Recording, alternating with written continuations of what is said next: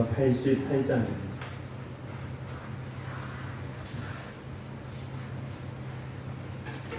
88장입니다.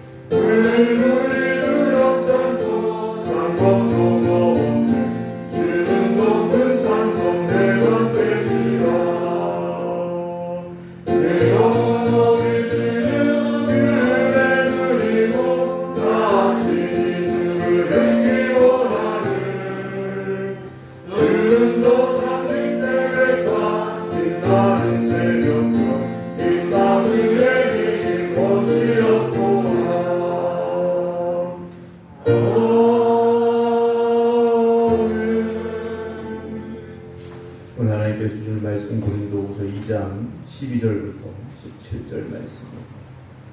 신약성경 288쪽입니다. 고린도후서 2장 12절부터 17절 말씀입니다.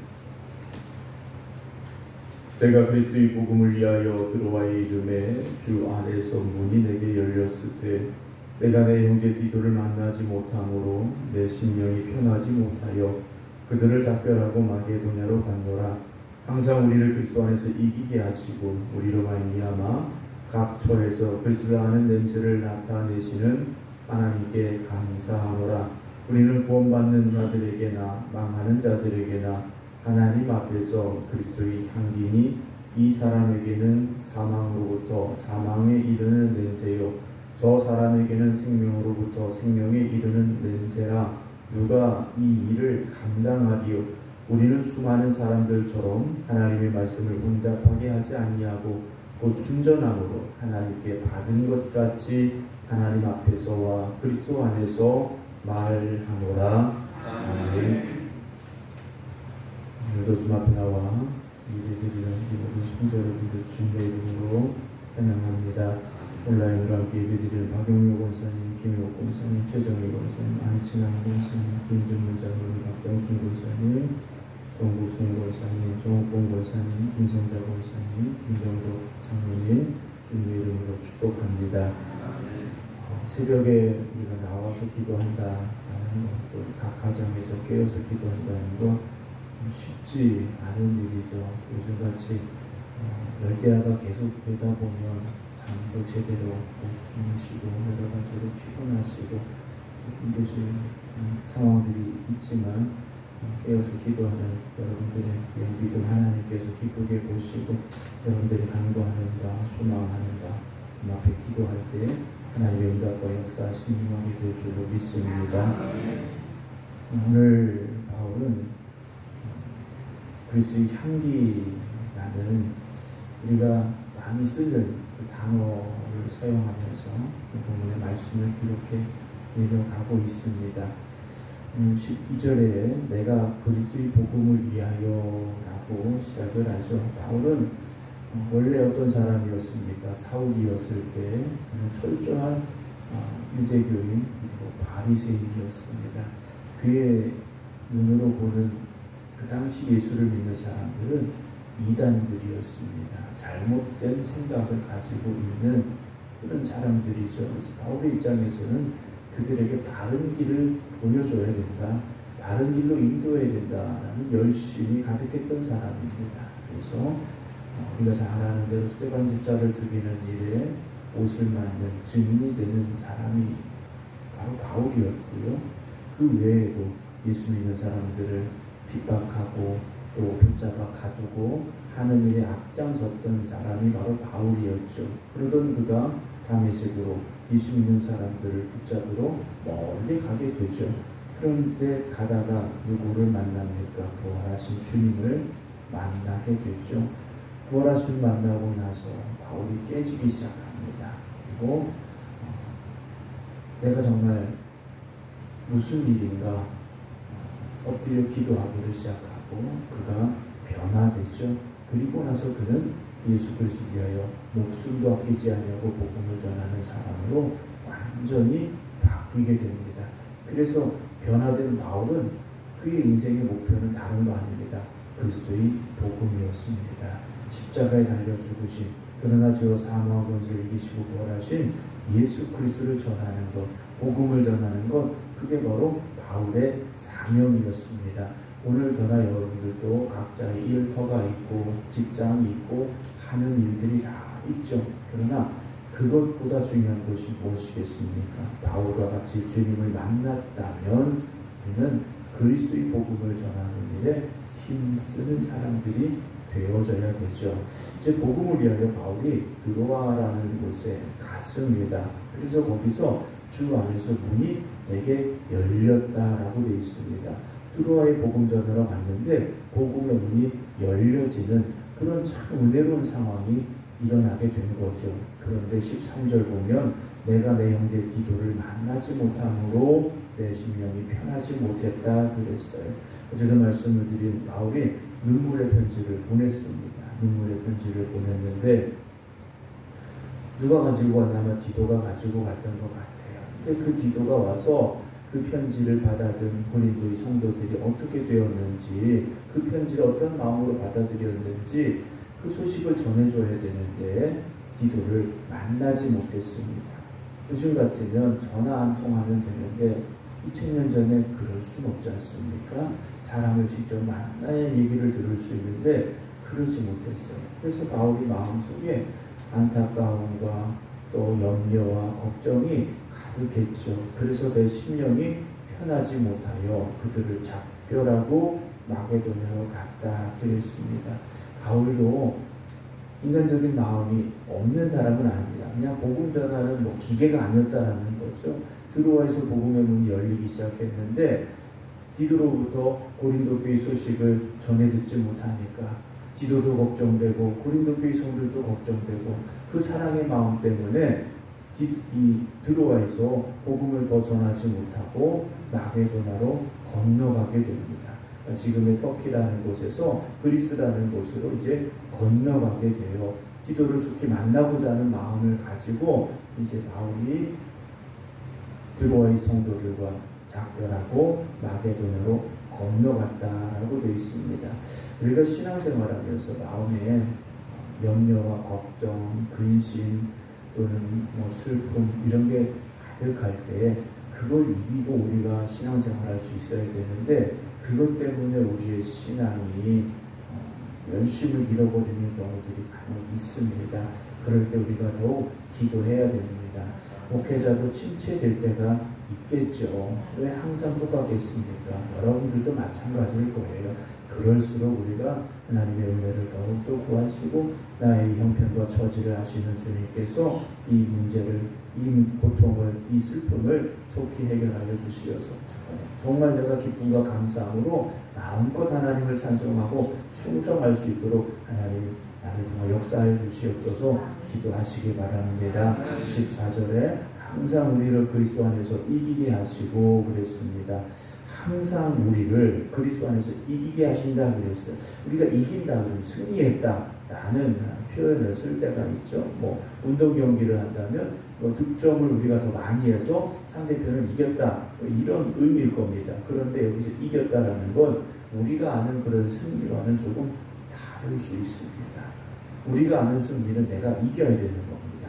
내가 남들보다 높아져야 되고 내가 남들보다 뭔가 더 가져야 되고 이런 것을 우리는 이겼다라고 표현을 하게 되죠. 그런데 바울은 이기는데 어디서 이기게 됩니까? 그리스도 안에서 이긴다 그랬어요. 그리스도 안에서 이긴다라는 것은 때로는 내가 인간적으로 볼 때는 나는 이긴 게 아닐 수 있습니다. 왜냐하면 예수님께서 십자가에 달려 죽으셨습니다. 이건 세상 말로 말하면 철저하게 패배한 겁니다. 제자 중에 한 명도 배신했죠. 나머지 제자들도 어떻게 됐습니까? 다 예수님 떠나갔습니다. 심지어 수제자는 나는 예수를 모른다고 3번씩이나 부인하고 저주했더라는 거예요. 그런데 주님은 어떻게 하십니까? 이기셨다라는 거죠. 세상적으로 보면 실패하고 진 게 맞습니다. 그러나 주님은 십자가에서 승리하셨다라는 거죠. 오늘 우리가 이긴다라는 건 세상적인 어떤 승리를 가져왔다, 승리의 깃발을 흔들고 있다 이 말이 아닐 수 있습니다. 세상적으로 볼 때는 실패한 것처럼 보일 수 있어요. 그런데 주님 안에서 이겨야 됩니다. 주님 안에 이긴다라는 건 때로 내가 죽어질지라도 내가 더 낮아질지라도 하나님이 영광 받으시는 일들이 일어나면 되는 겁니다. 그래서 교회는 우리가 죽어져야 되는 자리가 되어져야 됩니다. 우리가 세상적으로 볼 때는 지는 자리가 되어져야 돼요. 그럴 때 하나님의 영광을 받으시고 복음이 승리할 수 있다는 거죠. 우리로 말미암아 각처에서 그리스도를 아는 냄새를 나타내시는 하나님께 감사한다 그랬어요. 바울은요 가는 곳마다 자기 냄새가 아니었습니다. 자기 성공이 아니었어요. 누구를 증거합니까? 예수 그리스도를 증거하였어요. 그래서 예수 그리스도를 아는 냄새를 나타내신 하나님께 감사한다 그랬습니다. 냄새는 고유한 그 냄새가 있지 않습니까? 가끔 저희도 이제 창문 열어보면 그 축사 냄새가 가끔 이렇게 오더라고요. 어제도 좀 많이 나더라고요. 그럼 축사 냄새가 나면 이게 무슨 냄새인가 알지 않습니까? 청국장을 끓여요. 그럼 이게 청국장 냄새인 줄 아는 사람들은 다 안다라는 거예요. 우리가 어디를 가든지 예수 그리스도를 아는 냄새를 나타내야 된다라는 거죠. 바울은 그게 너무 감사한 거예요. 그래서 하나님께 감사한다 그랬습니다. 내가 어디를 가든지 나를 통해서 그리스도를 아는 냄새가 나야 된다라는 거죠. 향수라는 게 있습니다. 몸에 이제 뿌리는 향수라는 게 있는데 세제 중에도 향기를 더 나게 하는 그런 세제들도 있지 않습니까? 그런데 이게요 영원한 게 아니지 않습니까? 몸에 향수를 뿌려도요 땀이 난다던가 또는 악취가 나는 곳에 간다던가 하면 향수가 아무 소용이 없어요. 그런데 그리스도의 향기는요 어느 곳에 가든지 드러나게 돼 있습니다. 어떤 상황에 있든지 그리스도를 알게 하는 그 향기는요 사라지지 않는다라는 거죠. 오늘 예배드리고 있는 여러분들 또 각자의 가정에서 믿음의 재단을 쌓고 있는 성도 여러분들 여러분들에게 그리스도의 향기만 나기를 주님의 이름으로 축원합니다. 우리는 구원받은 자들에게나 망하는 자들에게나 하나님 앞에서 그리스도의 향기라고 바울은 고백합니다. 이 당시 로마는 전쟁을 많이 하는 나라였습니다. 왜냐? 주변의 나라들을 지배해야 돼요. 왜냐? 야만인들이 살고 있기 때문에 설교 시간에 말씀드렸습니다만 주변의 나라들은 다 야만인들이에요. 그래서 자기들이 정복해서 사람다운 사람을 살게 하는 것 그게 자기들의 사명이라고 생각을 했어요. 그래서 로마는 전쟁과 또 전쟁을 거듭하는 나라들이죠. 근데 전쟁을 하면 포로가 생기죠.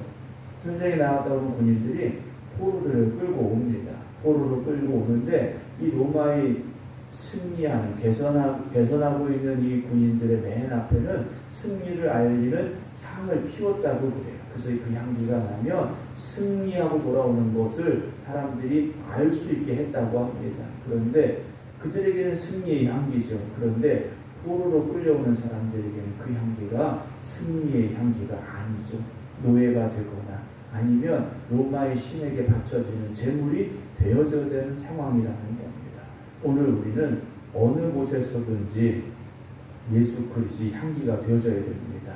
그래서 생명으로 나오는 사람들에게는 생명의 향기가 되고, 예수 그리스도 영접하지 않는 자들에게는 그들에게 멸망이 있음을 알리는 향기가 되어져야 된다는 것이죠. 16절, 이 사람에게는 사망으로부터 사망에 이르는 냄새요, 저 사람에게는 생명으로부터 생명에 이르는 냄새다. 그래요.